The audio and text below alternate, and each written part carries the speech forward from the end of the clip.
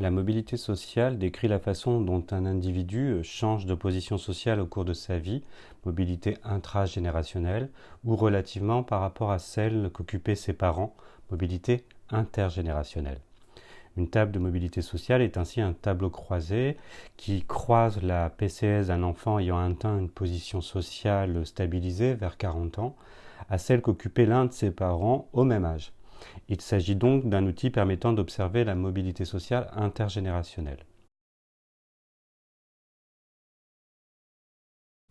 On distingue trois tables de mobilité sociale. La table de mobilité brute donne les effectifs des pères et fils ayant tel ou tel PCS. La table de destinée, qui indique la part des fils ayant une origine sociale donnée et accédant à tel ou tel PCS, et la table de recrutement ou d'origine, qui donne la part des fils accédant à une PCS donnée et ayant un père appartenant à tel ou tel PCS.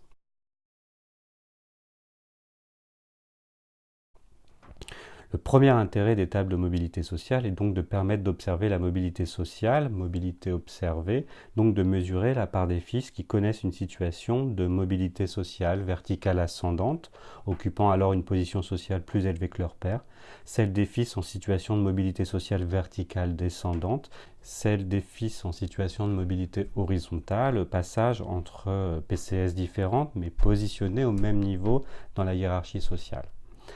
ou celle des fils en situation d'immobilité sociale ou de reproduction sociale, même PCS que le père. La comparaison des tables de mobilité dans le temps permet ainsi d'observer que les situations de reproduction sociale sont minoritaires et qu'elles sont en déclin, et que les situations de mobilité sociale ascendante sont plus fréquentes que les mobilités sociales descendantes, même si le poids de ces dernières a tendance à augmenter depuis les années 80.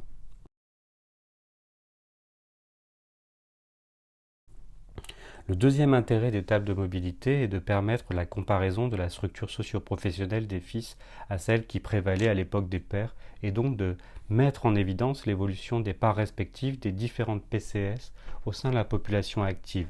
en emploi ou en recherchant un, et de montrer que la mobilité sociale intergénérationnelle peut s'expliquer par les transformations de la structure socio-professionnelle et donc du système productif. On parle alors de mobilité structurelle.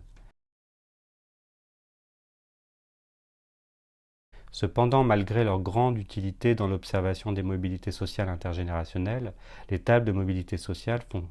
l'objet d'un certain nombre de limites ou de critiques. La première limite est amenée à disparaître avec le temps. La comparaison de la position sociale des enfants à celle de leurs parents nécessite d'attendre que les enfants aient une position sociale stabilisée, donc à les interroger à un âge avancé. Cela implique que pendant longtemps, il a été difficile de construire des tables de mobilité sociale comparant la PCS des filles à celle de leur mère, car les femmes de 40 ans aujourd'hui ont des mères d'environ 60-70 ans, actives sur des périodes où les taux d'activité des femmes étaient relativement moins élevés que ceux observés aujourd'hui.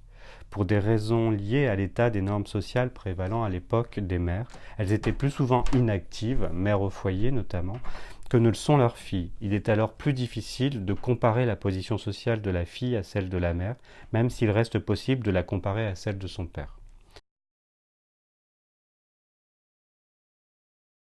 La seconde limite posée par les tables de mobilité sociale est qu'elles s'appuient sur la grille des PCS qui ne permet pas d'établir une hiérarchie claire entre les différentes PCS, entre les ouvriers, les employés ou les agriculteurs par exemple. De plus, la hiérarchie des professions peut évoluer au cours du temps. Si un petit-fils d'instituteur est lui-même instituteur, il est en situation de reproduction sociale selon la table de mobilité sociale, mais le métier d'instituteur était bien plus prestigieux à l'époque où le grand-père travaillait qu'aujourd'hui. Ne serait-ce pas plutôt une situation de mobilité sociale descendante? Même chose pour un fils ou un petit-fils de médecin.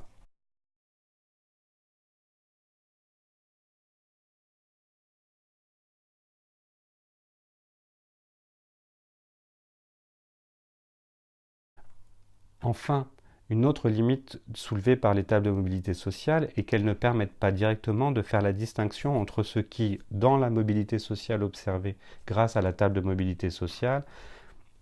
est imputable à la mobilité structurelle, donc à l'évolution de la structure socio-professionnelle entre l'époque des pères et des fils d'un côté, et la mobilité sociale qui est due à un élargissement des possibilités d'ascension sociale ouvertes par une plus grande fluidité sociale, donc par une baisse de la relation entre l'origine sociale et le destin social des individus.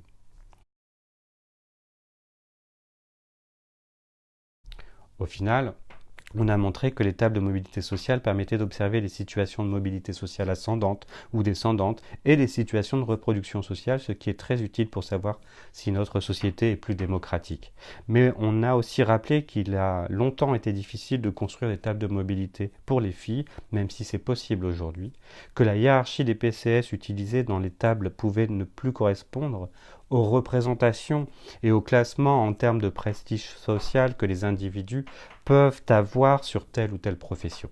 Enfin, on a également indiqué que les tables de mobilité sociale ne permettent pas de distinguer mobilité structurelle d'un côté et plus grande fluidité sociale de l'autre.